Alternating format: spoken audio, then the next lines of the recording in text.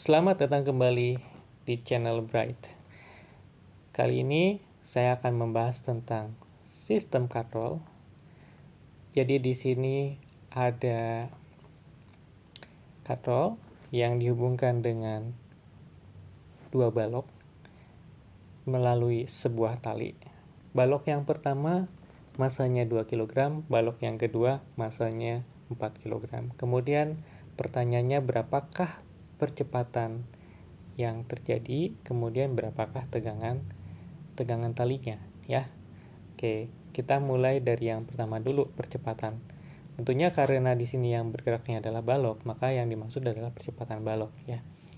Seperti itu, dan mereka bergerak beriringan sehingga kecepatannya sama dan percepatannya pun sama. Seperti itu. Adapun tegangan yang dimaksud tentunya tegangan tali atau gaya tegangan tali ya. Kira-kira seperti itu. Jadi di sini kita memandang mereka sebagai satu kesatuan. Seperti itu ya. Oke. Karena di sini awalnya diam, kemudian tiba-tiba balok 2 dilepaskan sehingga mereka bergerak. Awalnya diam menjadi bergerak, maka di situ ada percepatan. Dan karena ini dipengaruhi oleh gravitasi, maka besarnya percepatan yang terjadi adalah konstan. Nanti nilainya kita akan hitung berapa. Karena percepatannya konstan, karena ada percepatan konstan yang terjadi pada gerak sistem ini, maka kita gunakan hukum Newton tentang gerak yang kedua. Kira-kira seperti itu ya. Begitupun nanti ketika kita menghitung tegangan talinya, ya kita masih gunakan hukum Newton yang kedua tentunya, karena di situ ada percepatan yang besarnya konstan. Oke, kita mulai dari yang pertama dulu. Pertama di sini kita akan gambarkan diagram benda bebasnya. Jadi untuk balok yang pertama masanya 2 kg. Balok pertama ini masanya 2 kg. Balok yang kedua masanya 4 kg, sehingga ketika dilepaskan balok pertama akan naik, balok kedua akan turun. Jadi percepatan masing-masing adalah ini yang di kiri arahnya ke atas, yang di kanan tentunya arahnya ke bawah. Seperti itu ya. Lalu pada balok 1 itu terjadi gaya berat sebesar M dikali dengan G. Karena M-nya sama dengan M1, maka di sini M1 kali G tentunya arahnya ke bawah ya. Untuk balok kedua juga ini juga mengalami gaya berat yang pastinya arahnya ke bawah. Sudah jelas, crystal clear, tidak perlu saya jelaskan lebih lanjut. Jadi kita gunakan hukum kedua Newton tentang gerak di sini, yakni sigma F sama dengan M dikali dengan A. Hanya saja di sini masanya kan ada 2 ya, balok 1 dan balok 2. Sebetulnya talinya juga pastinya bermassa, tapi karena massa tali jauh lebih kecil dibandingkan dengan massa balok dan massa katrol, maka boleh kita abaikan. Oke, tidak signifikan. Tidak begitu besar pengaruhnya ke perhitungan apakah kita masukkan ataupun tidak. Jadi di sini sigma F sama dengan sigma M dikali dengan A. Oke. Nah, untuk M1G, untuk yang bagian kiri, adik-adik perhatikan yang bagian kiri di sini. Untuk bagian kiri percepatannya berarah ke atas, sedangkan gaya yang terjadi M1G arahnya ke bawah, berlawanan. Oleh karena itu M1G kita beri tanda negatif, sedangkan untuk yang bagian sebelah kanan M2G ini, arah gaya ini searah dengan percepatannya, maka kita beri tanda positif. Seperti itu ya. Oke, jadi sigma F-nya di sini adalah M plus M2G atau M2G dikurang dengan M1G. Dan itu sama dengan sigma M dikali dengan A. Nah, jadi Sigma M-nya di sini adalah tentunya adalah M1 plus M2. M1 plus M2. Nah, karena talinya lentur, karena talinya tidak lentur, tidak memanjang atau tidak memendek ketika mereka bergerak, maka ya panjang talinya sama, maka besarnya kecepatan maupun percepatan dari kedua balok ini adalah sama. Jadi A1 dengan A2 sama, maka kita cukup tulis A saja. Selanjutnya tinggal kita masukkan angkanya saja ya, simple. Jadi di sini M2-nya berapa? M2-nya 4, G-nya adalah 9,8. Anggap saja 10 ya, biar mudah kita bulatkan menjadi 10. 4 kali 10 adalah 40. Kemudian M1-nya berapa? M1-nya 2, sehingga M1G adalah 20. Selanjutnya kita masukkan nilai dari M1 plus M2.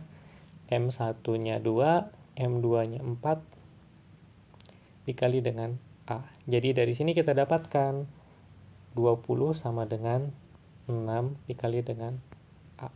Nah, seperti itu. Jadi nilai A-nya adalah 20 dibagi dengan 6. Kita sederhanakan.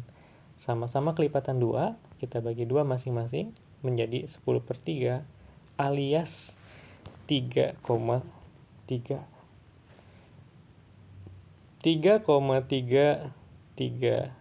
meter per second kuadrat. Nah, seperti itu kira-kira untuk yang bagian pertama.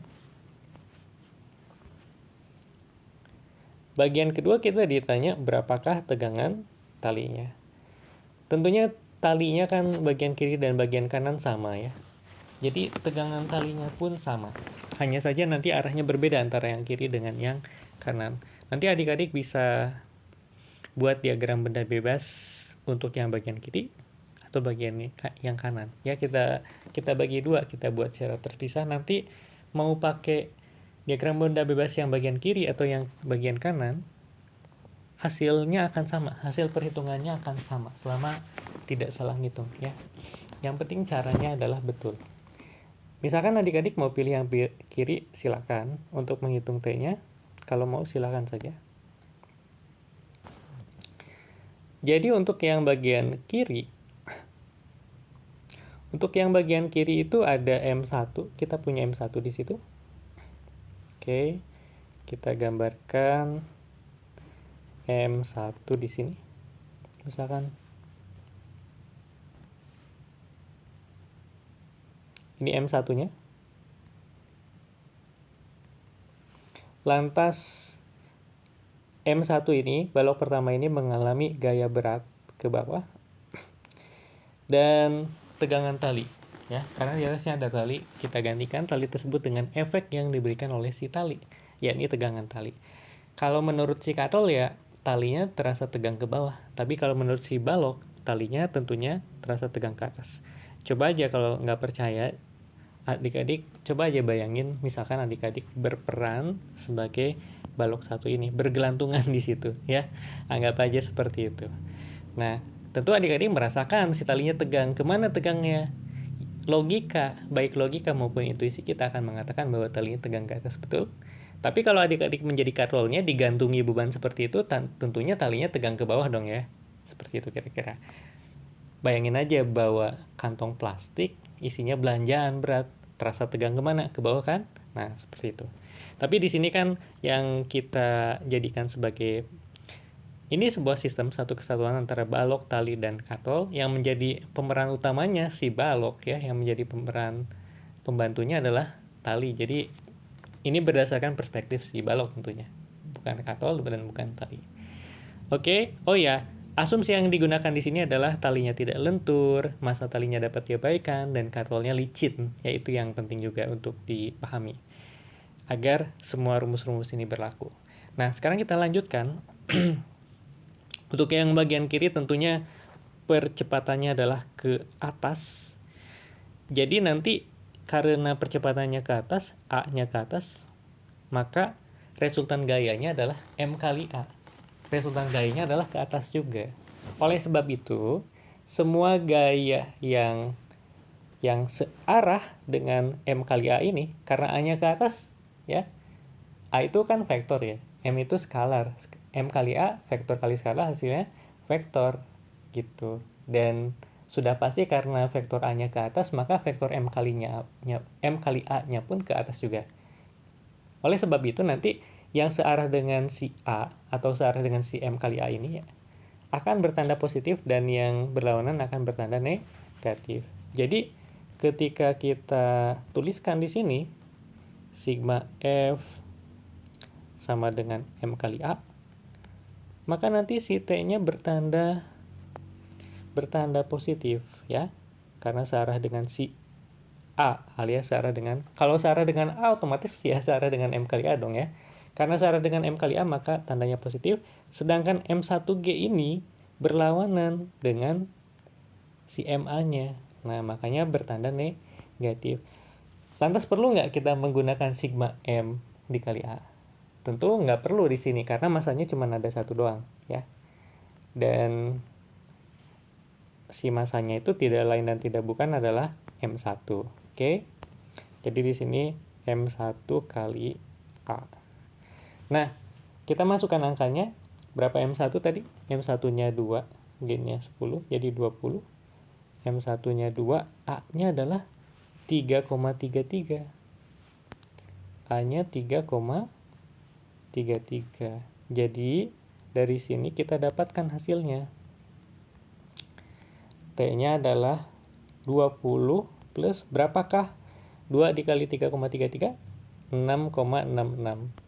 6 dan seterusnya, ini tidak ada habisnya. Jadi kita bulatkan menjadi 6,67, maka tegangan talinya adalah 26,67 Newton ya. Terjawab sudah kedua pertanyaan ini. Oke. Tegangan talinya adalah 26,67 Newton. Nanti kalaupun adik-adik menghitung menggunakan diagram benda bebas untuk balok yang kedua, hasilnya akan sama, 26,67 Newton juga. Sepanjang caranya benar dan tidak ada salah perhitungan.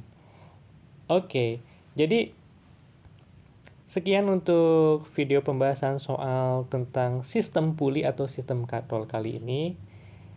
Semoga yang saya sampaikan bermanfaat banyak untuk adik-adik, agar ini bisa bermanfaat banyak juga untuk teman-teman dari adik-adik semua.